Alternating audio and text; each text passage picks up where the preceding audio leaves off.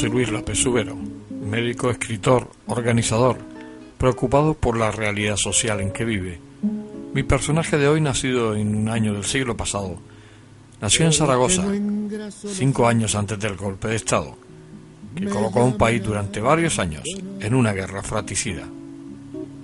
Porque no engraso los ejes, me llaman abandonar. Durante casi 60 minutos tendremos la oportunidad de entrar en el interior de José Luis y poder conocer el mundo donde irá desarrollado la mayor parte de sus vivencias y la gran capacidad que ha tenido para conllevar su afán de ayudar al prójimo con su carrera profesional. Sus más de 40 años de ejercicio de la profesión en Estados Unidos, junto con su espíritu de aventura, le han permitido ver el desarrollo de su existencia bajo un prisma diferente al resto de la humanidad. Les prometo que no habrá lugar para el aburrimiento durante esta entrevista y estoy seguro de que nos va a faltar tiempo de la mayoría de las vivencias que nos va a contar José Luis. José Luis, ¿cómo son tus recuerdos de infancia? Tú naces en el año 31, 5 años más tarde, después de tu nacimiento, hay un golpe de Estado de los militares, creo que después se denomina Guerra Civil Española. ¿Cómo son tus primeros años en Zaragoza? ¿Cómo los recuerdas? Pues mis primeros años fueron una mezcla muy extraña de cosas buenas y malas, pero sobre todo prevaleció lo bueno. Yo fui un niño muy, muy querido por mis padres y muy mimado hasta donde ellos podían hacerlo. Y recuerdo a mi padre, mis primeros recuerdos de mi padre muy contento porque era republicano y él siempre decía que el año 31 había sido el mejor año de su vida porque había triunfado en las elecciones la Segunda República y porque había nacido yo. Pero conforme voy creciendo me doy cuenta de que mis padres no me pueden dar todo lo que ellos quieren, sufren e indirectamente estoy expuesto a los dolores y las tristezas de no tener lo que uno quiere. Pero esto que en principio parece como una cosa triste y desgraciada, a mí me ayuda mucho en el resto de mi vida para valorar lo que ha venido después. Y en líneas generales yo creo que es mejor empezar desde abajo e ir hacia arriba, que a veces la gente que tiene mucho empieza desde arriba y tiene que ir hacia abajo. ¿Tus recuerdos de niño, cómo recuerdas las Navidades? Porque yo me imagino que en aquella época, estamos hablando del 36, del 37, del 38, 39, 40, guerra por guerra, ¿cómo las recuerdas? ¿Con mucha necesidad? Mucha pobreza. Yo he visto a mi madre concretamente pues pasar hambre para que yo pudiera comer algo. Esto suena un poco casi a novela de Carlos Dickens porque parece una sucesión de tristezas, pero yo recuerdo mi juventud, mi infancia como algo muy... no la cambiaría por nada. ¿Se llegaba a jugar, tenía juegos en aquellos tiempos con los amigos a pesar de la situación que se vivía?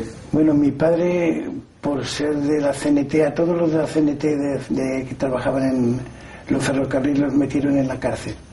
Entonces durante casi 2 años yo no vi a mi padre y cuando lo vi más tarde, pues mi padre era una persona que la habían de alguna manera castrado mentalmente y nunca fue el hombre que yo hubiera querido que lo hubiera sido.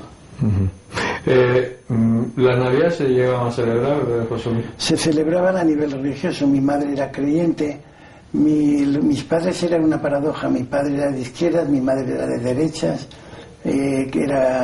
iba a la iglesia con frecuencia, pero nunca los vi discutir absolutamente ni una vez sobre ideas religiosas o políticas.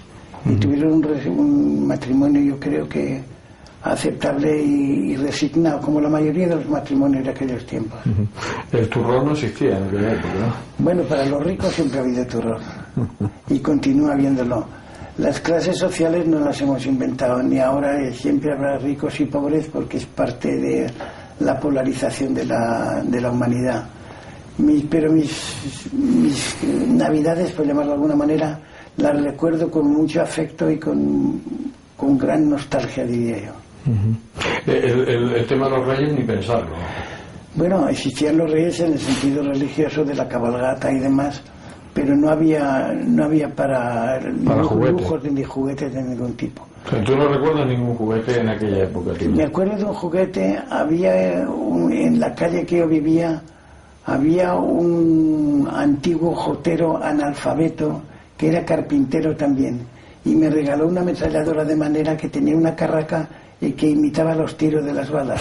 Y ese es el primer juguete y casi el único juguete que he tenido en la infancia. Es bastante. El tema del colegio, llegabas a pesar de la guerra, te mandaron al colegio. No, mi padre, antes de ir a la cárcel, cuando era muy joven, me enseñó a leer. Nunca aprendí a escribir hasta que él salió de la cárcel. Y íbamos a una academia que dejó de existir enseguida, donde un hombre muy inteligente y muy interesante daba clases a la gente. Yo no aprendí las cuentas de la escuela, a sumar y a leer, hasta que ya escribí hasta que tenía casi 9 años. Pero luego fui al Instituto Goya, que era el instituto público, y tuve la suerte de tener unos profesores increíblemente buenos. Yo no cambio la educación que tuve a nivel bachillerato por ninguna. Mis hijos han ido a colegios de élite en Estados Unidos y no han recibido mejor educación que tuve yo. En el Instituto Goya. En el Instituto Goya de Zaragoza. ¿Cómo va transcurriendo esa vida, esa posguerra? ¿Cómo va transcurriendo? Empiezas en el instituto, terminas tu bachiller. ¿Cómo es esa juventud?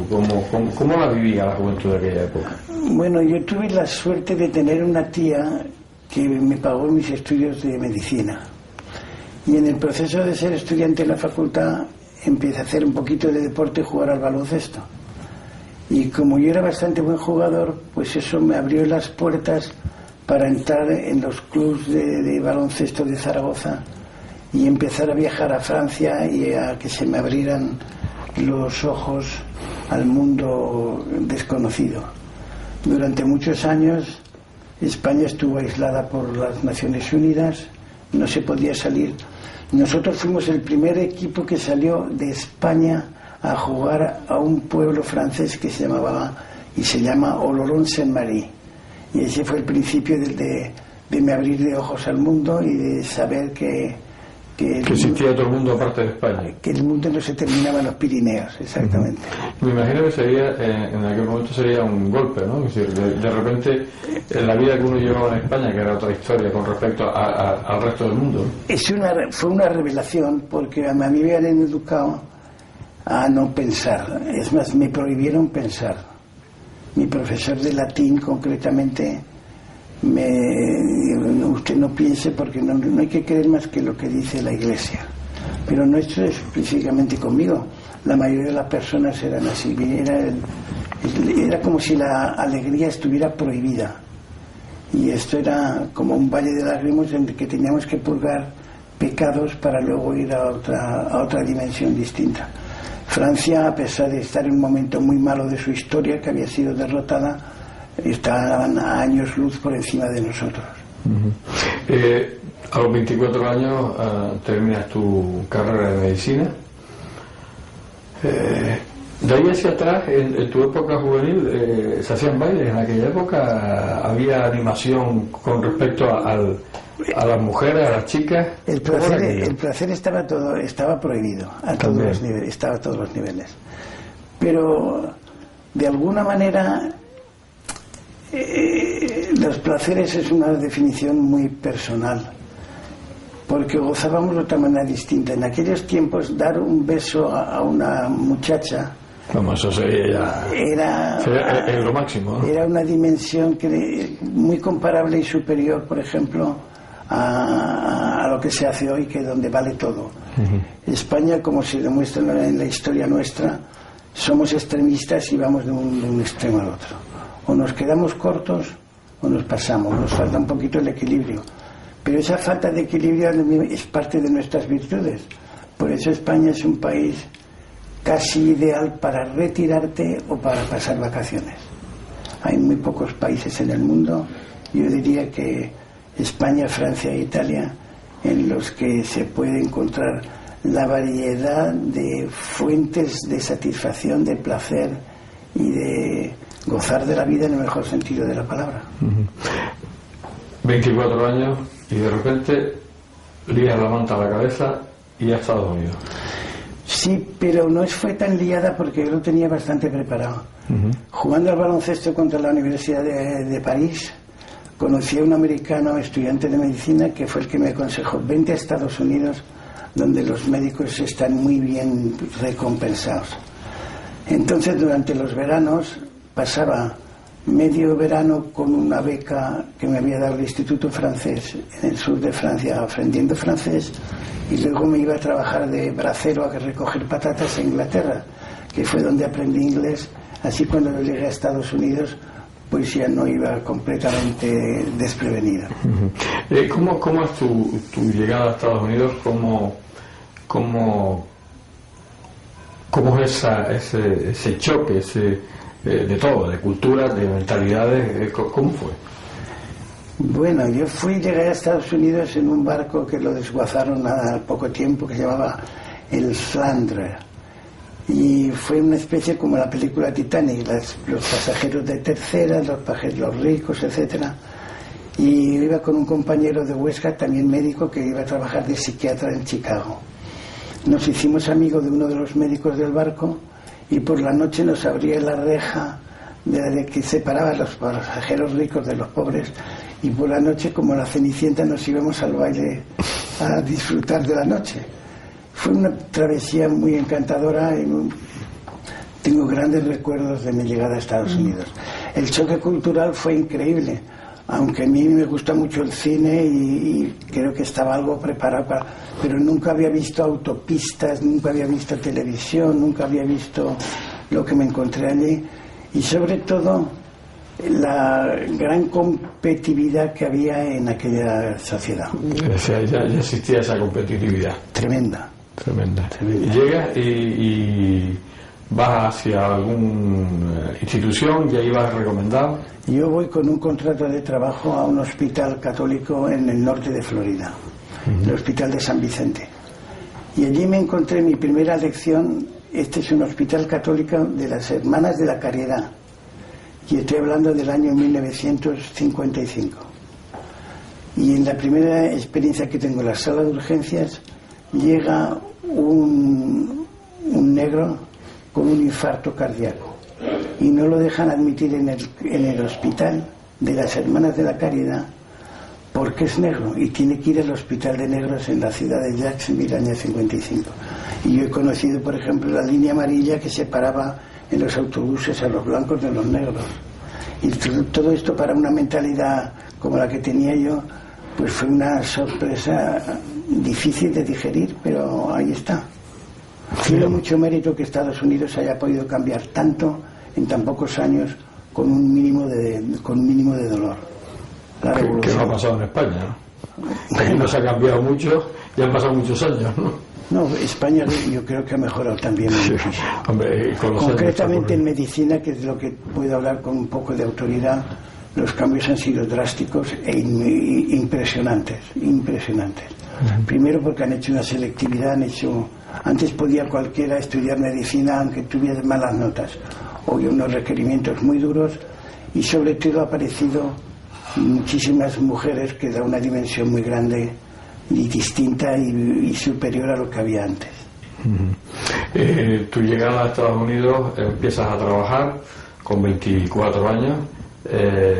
¿Cómo se desarrolla tu vida? Porque sigues siendo un muchacho de alguna manera, o ya te sentías un verdadero hombre con 24 años. Y también es verdad que la vida ha cambiado en esos temas también, ¿no? Bueno, uno asumía responsabilidades que hoy no las asume, asume la juventud, ¿no? Y yo tuve una gran ventaja. Primero, iba con un contrato, y yo iba a un sitio donde yo no lo sabía, había por lo menos 80 médicos distintos de distintos países de todo el mundo. Entonces, durante 2 años...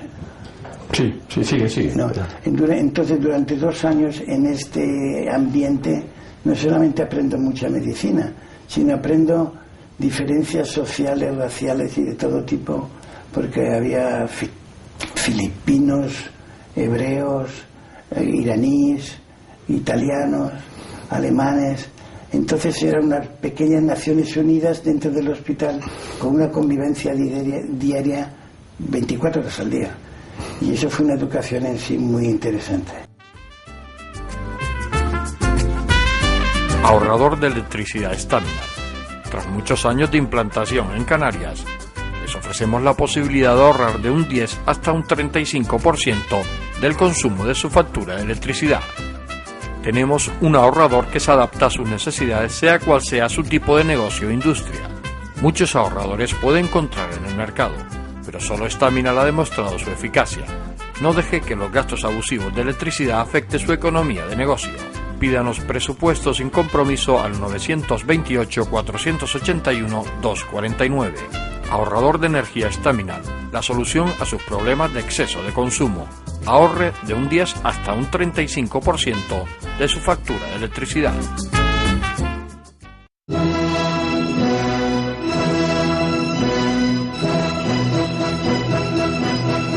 Una nueva edición del Festival de Zarzuela de Canarias presentan los amigos canarios de la zarzuela. El Teatro Cuyás será el escenario de estas magnas obras. Un magnífico elenco de cantantes que estarán acompañados por la Orquesta Filarmónica de Gran Canaria, la Orquesta Sinfónica de Las Palmas y el coro del Festival de Zarzuela de Las Palmas de Gran Canaria completan un programa musical a la altura que este festival se merece. Tienen una cita inexcusable con el Festival de Zarzuela de Canarias, venta anticipada en entradas.com o en las propias taquillas del Teatro Cuyás. Más información en Los Amigos Canarios de la Zarzuela.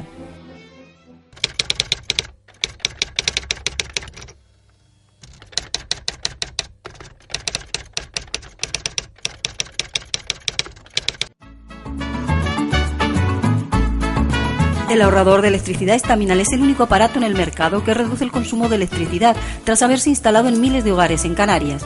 No deje que su factura de electricidad afecte su economía familiar. El ahorrador Staminal le garantiza una reducción de un 10 hasta un 35% de su recibo de luz. Staminal no necesita ninguna instalación especial, es autoinstalable y no consume electricidad. Diga basta al excesivo consumo de electricidad y llámenos al 928-481-249. Reduzca hasta un 35% de su factura de electricidad. Staminal, su seguro de ahorro.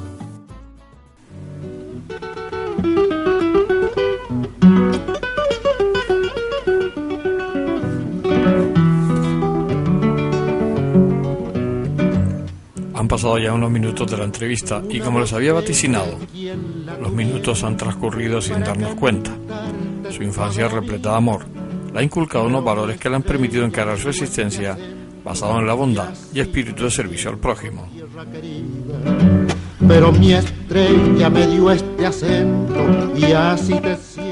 Sus penurias económicas de niñez también le marcaron en la búsqueda desde el primer momento de su estabilidad económica, que en ningún momento enfrentaba su estabilidad emocional, ni de ayuda hacia los demás.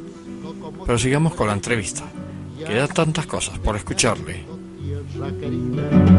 Yo soy arisco como tus breñas y así te canto, tierra querida.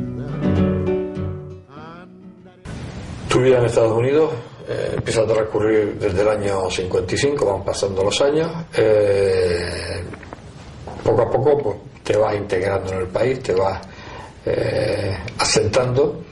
¿Te casas muy joven o muy mayor? O... Me caso a los 27 años. En aquel tiempo casarse a los 27 años ya era como medio mayor, ¿no? Porque la gente se casaba pronto. Se casaban, sí. Yo recuerdo mis abuelas, por ejemplo, se casaron a los 18 años. En fin. Pero yo considero que para un hombre casarse a los 27 años es demasiado temprano. Sí. Entonces ahora y por los siglos de los siglos, amén. Porque los hombres creo que nos cuesta más madurar que a las mujeres. Esos 27 años es una mujer norteamericana. Norteamericana de origen irlandés. Muy católica, me imagino. Pues no demasiado, en la justa medida. Con la que tuvimos 3 hijos. Y que los que han sido nadadores luego a lo largo del tiempo por España. La verdad es que mi integración en Estados Unidos fue muy rápida y porque no tuve que cambiar mucho mi personalidad. Siempre soy una persona seria, puntual, en fin, características un poco casi germánicas. Entonces nunca tuve ninguna dificultad en integrarme en una sociedad que esperaba eso de mí. Es más, me facilitó mucho la labor. Del hospital, que en principio entras con ese contrato de trabajo, me imagino se vence el contrato y tú ya te buscas el irte a otro lado o sigues en ese hospital. Bueno, allí, como ocurre en España después que se ha copiado el método de Mir, hay una cadena de subida profesional, por llamarlo así. Hay que hacer un internado, hay que hacer una residencia, y eso requiere un número de años, y como el sistema es muy competitivo, pues solo dan las plazas justas a las personas que se lo merecen. Entonces en Estados Unidos yo he tenido la paradoja de que a lo mejor el director del hospital, personalmente yo, por ser latino o hispanoparlante o lo que fuera, no le caía demasiado bien, pero al mismo tiempo, como reconocía yo lo que trabajaba, pues me ponía en el lugar que me merecía, cosa que en España creo que aún no ocurría así del todo. Es inviable todavía el sistema. Sí, porque el español aún cree en las dinastías, y no habla de dinastías reales, sino de dinastías profesionales, y allí no es el que se la lleva, el que vale es el que se la lleva. Y eso tiene un valor inapreciable a la hora de que un país funcione. Tú sigues tu vida profesional, sigues subiendo, como dices tú, te casas, 27 años, van llegando esos 3 hijos, pero también tu aspecto aventurero, porque claro, hay unas historias muy fuertes, sobre todo porque, y yo creo que tú me decías fuera de cámara en estos días pasados, que a lo mejor hoy no lo hubieras hecho, pero el de repente aparecer tú en Vietnam, en plena guerra del Vietnam, y tú metido oftalmólogo allí en plena guerra, ¿no?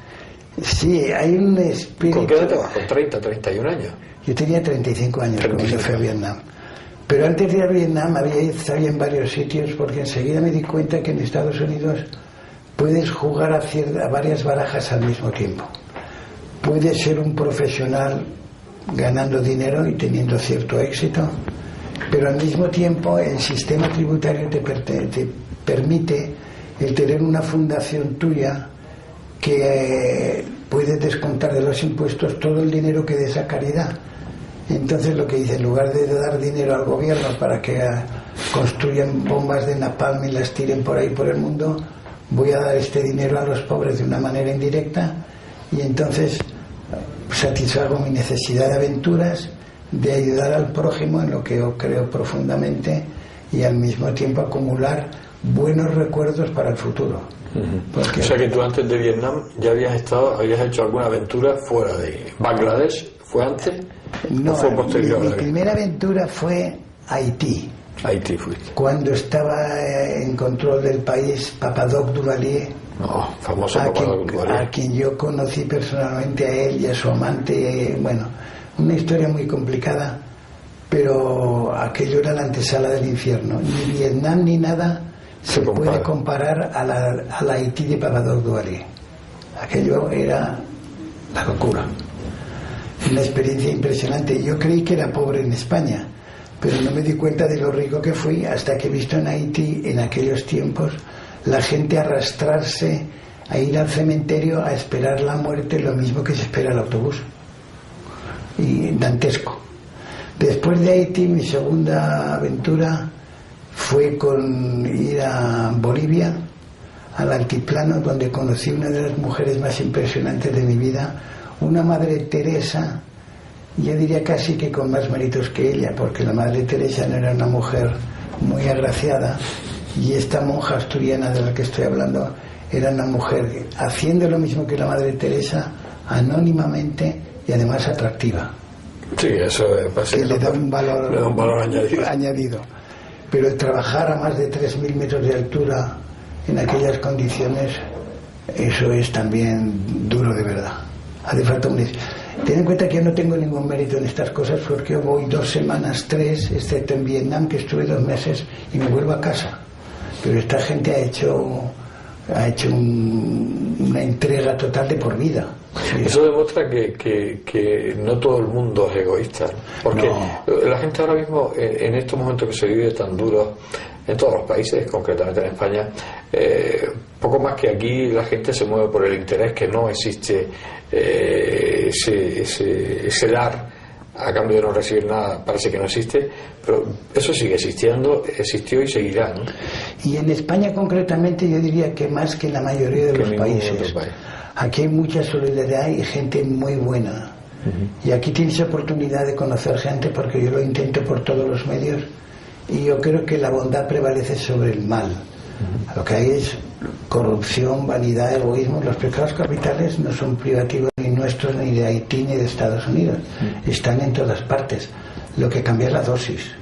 Pero la solidaridad de España se manifiesta sobre todo, yo como hablo como médico, en la cantidad de trasplantes que se hacen. Somos líderes del mundo en gente que está dispuesta a dar el corazón de sus seres queridos y sus riñones para que alguien viva.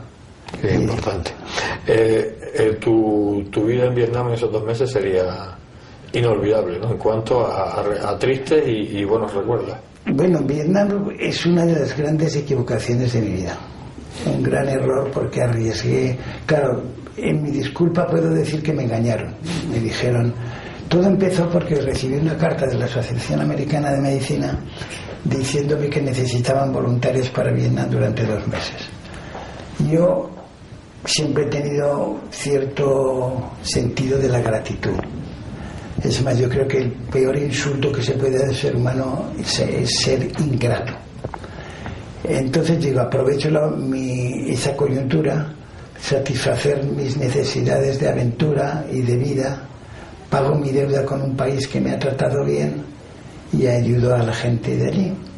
Pero me encontré que me engañaron y estaba en un sitio de peligro continuo, hasta tal punto que yo tenía que ir con un guardaespaldas 24 horas al día porque me querían matar, ya que era un elemento de propaganda positiva para Estados Unidos.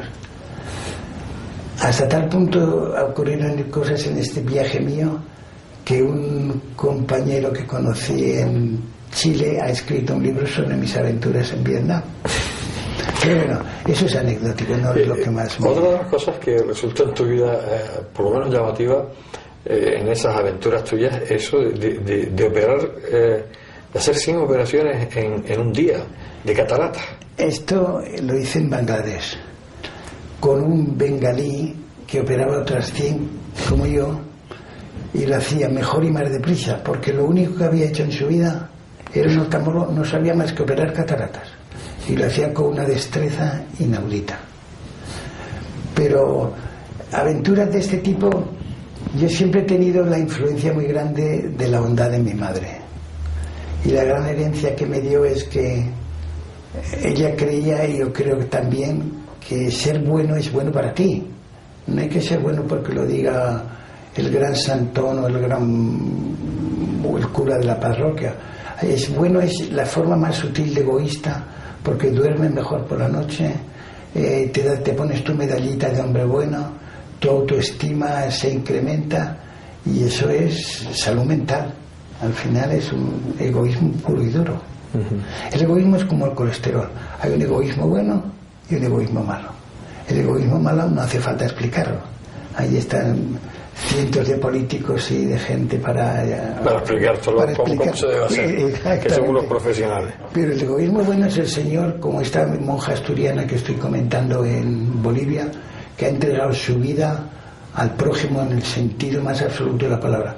Son gente especial. Esta gente habla en otra dimensión que yo no puedo entender. Yo soy ok y nada más. Tu vida transcurre en Estados Unidos durante más de 40 años. Exactamente. O sea, tú cuando te jubilas es cuando decides regresar a España, o decides venirte antes y instalarte en España como médico. Yo no lo tenía decidido del todo a dónde iba a terminar, porque hay varios países que siempre me han atraído. Por ejemplo, Argentina, con todos sus defectos y sus virtudes, son increíblemente buenas. Y la ciudad de Buenos Aires hace 30, 40 años era algo muy atractivo. Eso como ciudad. Como países, para un hispanoparlante, para un latino, yo creo que solo hay 3 países auténticamente atractivos. Si eres artista y te gusta la imaginación, yo creo que Italia tiene más que ofrecer que ningún país del mundo. Si eres una persona más sosegada y más racional, Francia, sobre todo el sur, es un país muy atractivo, y París es una gran ciudad. Pero el país con más, diría yo, oportunidades de disfrutar de la vida es España, porque los contrastes son increíbles, y en muy pocos kilómetros de distancia encuentras personas que hablan distinto, piensan distinto, comen distinto, y sus metas de vida son completamente diferentes. Entre un español de Gerona y un español de Huelva, la diferencia es abismal. Y eso, para el vivir cotidiano, supone muchos problemas, pero para una persona retirada y con ganas de poner los sentimientos en acción, eso es mágico. Regresas a España y después estás un poco a caballo, ¿no? Entre Madrid, Zaragoza, Miami y Gran Canaria, y las Palmas de Gran Canaria. Exactamente. Tú conoces Gran Canaria en un determinado momento y te enamoras de ella. A mí me parece un país muy especial. Las Islas Canarias han sabido conservar, gracias un poco a la distancia de la península, una personalidad propia que le da, para mí, un encanto único. La gente en general más cortés, más lenta, sabe más disfrutar de la vida y la veo especial. Y eso Bueno, de hecho la prueba es que vuelves todos los años, ¿no? Exactamente. Siempre tienes un hueco para esta Es más, cita. antes, cuando podía viajar, porque mi salud ahora no es lo que era, pues me movía en el triángulo entre Chile, que donde es mi segunda esposa, Estados Unidos, concretamente Florida, donde viven mis hijos, y España. Ahora no podré viajar tanto. Mi último viaje fuera de la península venía a las Islas Canarias. Ya es significativo, Bueno, aparte de la belleza de las islas, aquí tengo gente que yo quiero y valoro mucho, y eso tiene una importancia muy especial. En este caso Gregorio Socorro, que significa mucho para ti, ¿no? Gregorio Socorro ha sido una persona muy generosa, que ha dejado mucha huella en muchas personas, él y su esposa Olga, en la que, bueno, me faltan palabras. Susana, ¿qué ha significado para ti en estos años de vida, en estos 20 años de vida? Bueno, Susana, yo creo que significa una nueva vida. No es que la vida anterior fuera buena ni mala, son vidas distintas. Yo me considero ser una persona extremadamente afortunada porque he tenido oportunidad de experimentar más sensaciones y más experiencias que la mayoría de la gente. Al principio lo hacía de una manera demasiado rápida, y cuando uno va demasiado rápido por la vida no tiene tiempo para oler las flores, pero cuando el tiempo te enlentece y envejeces, aparece una nueva vida en la de la que es parte Susana, con que tengo más capacidades de disfrute porque he madurado, o he madurado lo suficiente para apreciarlo. Y eso es lo que significa mi mujer para mí. Susana es una mujer buena, especial, y no me faltan palabras también para decir todo lo que le debo a ella.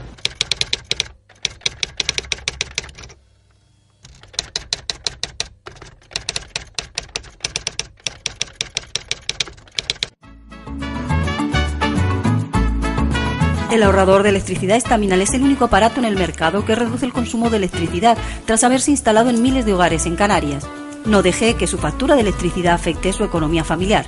El ahorrador estaminal le garantiza una reducción de un 10 hasta un 35% de su recibo de luz. Estaminal no necesita ninguna instalación especial, es autoinstalable y no consume electricidad. Diga basta al excesivo consumo de electricidad y llámenos al 928-481-249. Reduzca hasta un 35% de su factura de electricidad. Estaminal, su seguro de ahorro.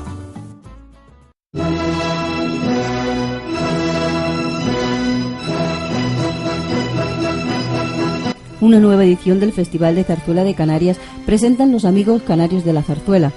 El Teatro Cuyás será el escenario de estas magnas obras. Un magnífico elenco de cantantes que estarán acompañados por la Orquesta Filarmónica de Gran Canaria, la Orquesta Sinfónica de Las Palmas y el coro del Festival de Zarzuela de Las Palmas de Gran Canaria completan un programa musical a la altura que este festival se merece. Tienen una cita inexcusable con el Festival de Zarzuela de Canarias, venta anticipada en entradas.com o en las propias taquillas del Teatro Cuyás. Más información en Los Amigos Canarios de la Zarzuela.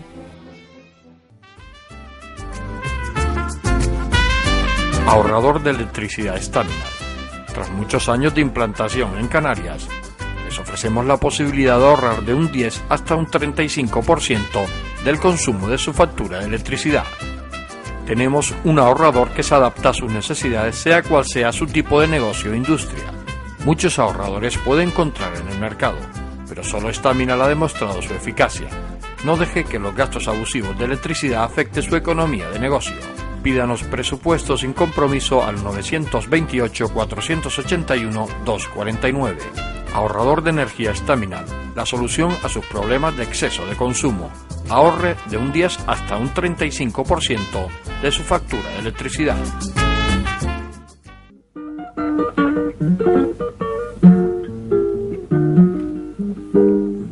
Es impresionante escucharle su capacidad de aventura, solidaria, de cómo aparecer en Vietnam, de sus operaciones de catarata en Bangladesh o de la ONG que lleva en su interior, que en cualquier momento le pone alerta para protagonizar una escena solidaria, como en la actualidad en su banco particular de Madrid, donde inicia sus entrevistas día a día.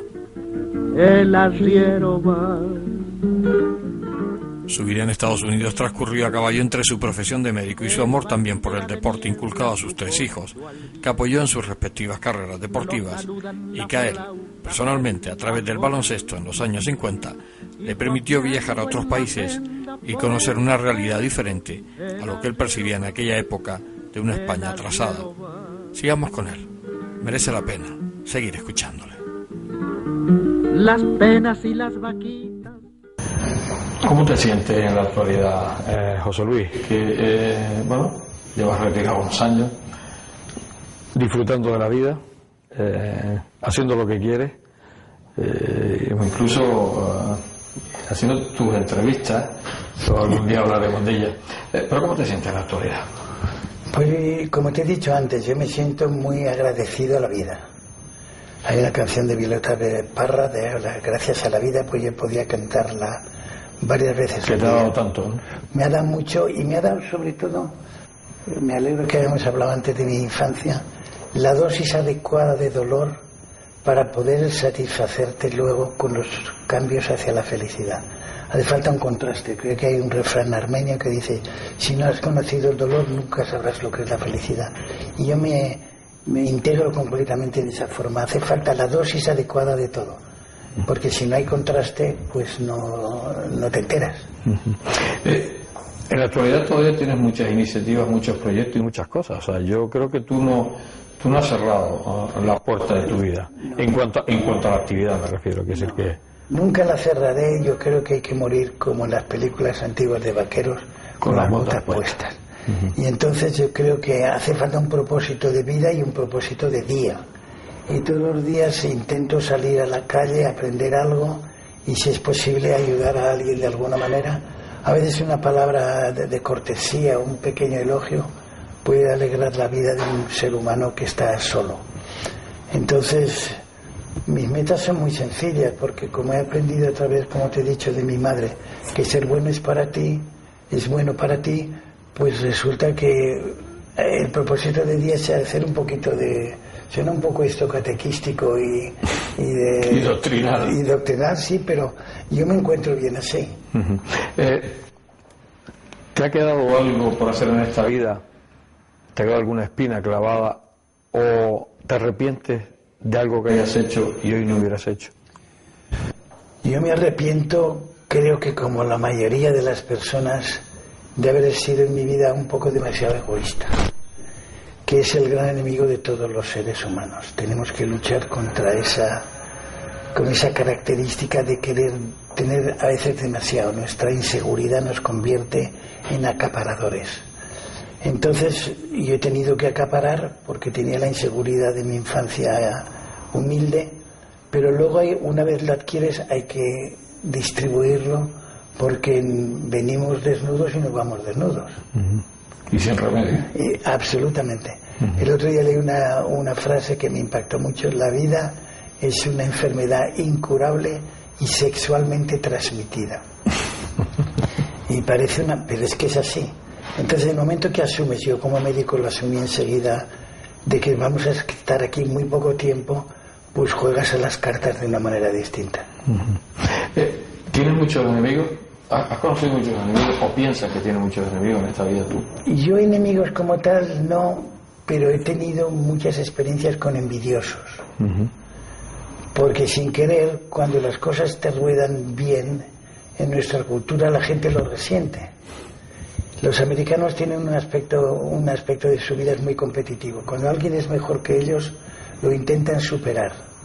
Y aquí, en general, intentan hundirte. Y lo resienten y lo puedes palpar cuando estás con esta persona. Pero eso no es mi problema. Es el problema de ellos. Claro. ¿Tienes muchos amigos? Tengo pocos, pero muy buenos. El tema de la amistad es muy interesante porque a veces la amistad se confunde con exclusividad. La gente no tiene capacidad de compartir amigos con otros amigos, porque quiere ser tu amigo y acaparador, exactamente, en el mal sentido de la palabra. Pero yo creo que cuando yo me muera habrá media docena de personas que creo que llorarán de verdad por mí. ¿Qué piensas de la política? En estos últimos tiempos, que bueno, pues prácticamente es la comidilla de la gente, incluso gente que a lo mejor pues nunca ha hablado de política, gente que ni siquiera se ha interesado, hoy está preocupado. ¿Qué piensas tú de esa clase política y de esas personas que bueno, en principio dedican su vida a servir a la sociedad, pero me da la impresión de que vienen a servirse a la sociedad, no lo sé?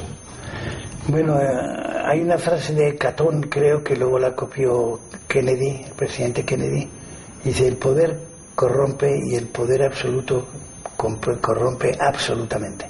Yo creo que hay un porcentaje de políticos que inicialmente tienen buenas intenciones, pero cuando llegan al momento de las tentaciones, la mayoría de ellos caen en esas tentaciones y no cumplen su cometido.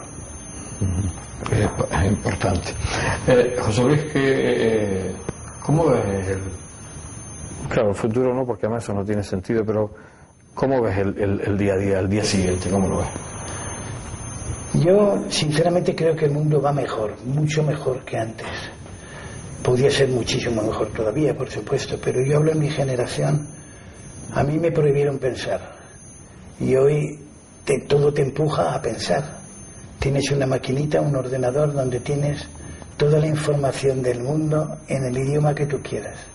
Todas las enciclopedias esparsas en todos los idiomas, no tienes más que teclear y ahí está. El otro día en Zaragoza estaba en el ordenador y quería saber algo sobre Krishnamurti, que era el ídolo de una novia que tuve hace muchos años.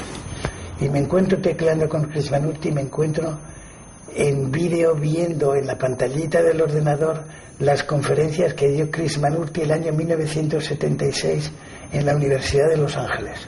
Increíble. Eso es absolutamente increíble. Entonces tenemos en nuestras manos un basural, porque el Internet es un basural, y al mismo tiempo las oportunidades de crecimiento que serían impensables hace muy pocos años. Y en segundo lugar, la gran revolución del siglo XX no ha sido una revolución política, ha sido una revolución sexual, en el sentido de que las mujeres, que eran esclavas en todas partes hace menos de 100 años, hoy han aparecido unos seres distintos que pueden tener los hijos cuando quieren, estudiar cuando quieren, ganar su dinero y demostrar su valía. Eso hace 60 años era imposible, impensable. El mundo va mejor. ¿Balance de tu vida? Después de 81 años. Un aprobado bajo. Un aprobado bajo. Sí. ¿Estás inconforme con la puntuación? Es que he conocido tanta gente tan superior a mí que soy muy generoso conmigo cuando me doy un aprobado bajo. Hay gente que habla con los dioses. Hay gente que nace con... El Superman de Nietzsche no es una inversión, hay Supermanes. Cuando hablamos de la gente que está en el borde de la locura, tiene una capacidad y una de detección y de experimentación psíquica que yo carezco. Yo soy un ciudadano de a pie que ha intentado pues hacer lo mejor que ha podido con su vida, considerando sobre todo que vine aquí, como la mayoría de las personas, sin un manual de instrucciones. Me lo he tenido que ir fabricando yo poco a poco. ¿Nunca has buscado reconocimiento en ningún lado? No. El que busca reconocimiento raramente los encuentra de verdad. El único reconocimiento, suena un poco hacia frase de calendario, es el tuyo por ti mismo. Que los demás me aprecien es válido, pero la valía tiene que venir de saber quién soy yo. ¿Tu faceta como escritor te ayuda mucho a...? Ese es un entretenimiento de viejo. Sí. Sí. Lo que pasa es que en el proceso de revivir experiencias positivas, por ejemplo, yo le debo muchísimo al cine. Pues he escrito un par de libros sobre las películas que han marcado mi vida y lo que he sentido con ellas y la deuda que tengo con ellas. Pero eso no tiene trascendencia de gran parte, eso es para pasármelo bien. ¿Y la gente ha entendido tus libros? Yo creo por lo que menos la gente afín a ti. Creo que alguna gente, he tenido experiencias muy satisfactorias de personas que me han dicho, oye, me has ayudado a ver cosas en esta película que yo no había visto. Entonces yo creo que todo lo que haga una persona encontrarse con sus sentimientos y con partes dentro de él que no ha explorado, no se ha atrevido o no ha sabido explorar, pues siempre tiene un valor positivo, claro. ¿Balance de tu vida? Después de 81 años. Un aprobado bajo. Un aprobado bajo. Sí. ¿Estás inconforme con la puntuación? Es que he conocido tanta gente tan superior a mí que soy muy generoso conmigo cuando me doy un aprobado bajo. Hay gente que habla con los dioses. Hay gente que nace con... El Superman de Nietzsche no es una inversión, hay Supermanes. Cuando hablamos de la gente que está en el borde de la locura, tiene una capacidad y una de detección y de experimentación psíquica que yo carezco. Yo soy un ciudadano de a pie que ha intentado pues hacer lo mejor que ha podido con su vida, considerando sobre todo que vine aquí, como la mayoría de las personas, sin un manual de instrucciones. Me lo he tenido que ir fabricando yo poco a poco. ¿Nunca has buscado reconocimiento en ningún lado? No. El que busca reconocimiento raramente los encuentra de verdad. El único reconocimiento, suena un poco hacia frase de calendario, es el tuyo por ti mismo. Que los demás me aprecien es válido, pero la valía tiene que venir de saber quién soy yo. ¿Tu faceta como escritor te ayuda mucho a...? Ese es un entretenimiento de viejo. Sí. Sí. Lo que pasa es que en el proceso de revivir experiencias positivas, por ejemplo, yo le debo muchísimo al cine. Pues he escrito un par de libros sobre las películas que han marcado mi vida y lo que he sentido con ellas y la deuda que tengo con ellas. Pero eso no tiene trascendencia de gran parte, eso es para pasármelo bien. ¿Y la gente ha entendido tus libros? Yo creo por lo que menos la gente afín a ti. Creo que alguna gente, he tenido experiencias muy satisfactorias de personas que me han dicho, oye, me has ayudado a ver cosas en esta película que yo no había visto. Entonces yo creo que todo lo que haga una persona encontrarse con sus sentimientos y con partes dentro de él que no ha explorado, no se ha atrevido o no ha sabido explorar, pues siempre tiene un valor positivo, claro. Vamos llegando al final de esta entrevista, José Luis. ¿Cómo te gustaría que fueras recordado? Yo la verdad creo que no me gustaría ser recordado como persona en absoluto. Yo que me gustaría más ser recordado como alguien que aportó su granito de arena, pero en el anonimato totalmente. Yo, por ejemplo, cuando yo me muera y mi mujer lo mismo, hemos dado nuestro cuerpo a la ciencia, que lo utilicen como quieran, lo utilicen de la manera más... Y luego a la fosa común. No, los mausoleos nunca ha sido una de mis debilidades. Esto de esas grandes construcciones que se hacen... No sirve para nada. Como hacían los egipcios para meter a... Eso es engañarse a sí mismo. Sí, pues además no, estoy seguro que ahí no hay nadie, ¿no? Al final volvemos al polvo. Como decía, polvo somos. Y al final ni polvo. Hay un poema que termina, antes que te conviertas en hueso, polvo, sombra y nada. Al final seremos nada. Hemos llegado al final. El tiempo ha transcurrido sin darnos cuenta, tal como os adelantaba al principio del programa. En esta entrevista nos acompañaron como espectadores in situ, como libres oyentes, mi viejo amigo Gregorio Socorro, presidente de la Confederación Latinoamericana de Natación, y su esposa Olga, y como no, la esposa de nuestro protagonista, Susana.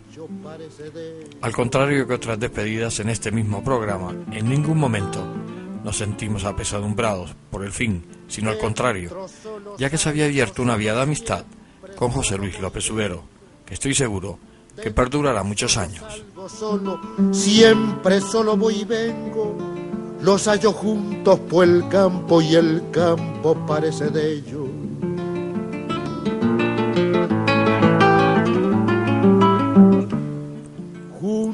Gran Canaria ya forma parte de su vida y lo demuestra en sus venidas a esta tierra anualmente para compartir con sus amigos Gregorio y Olga buenas veladas.